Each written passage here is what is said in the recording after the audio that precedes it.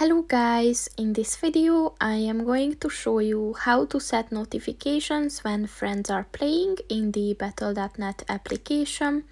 But first I just want to mention, don't forget to subscribe to my channel, because at 10,000 subscribers I am going to show you my whole YouTube revenue statistics and growth strategy, as well as how to make money online.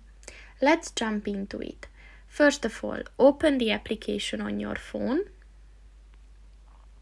And then click on the person button at the top of the page on the left. And then scroll down and click on the settings button. And then click on the notification settings button.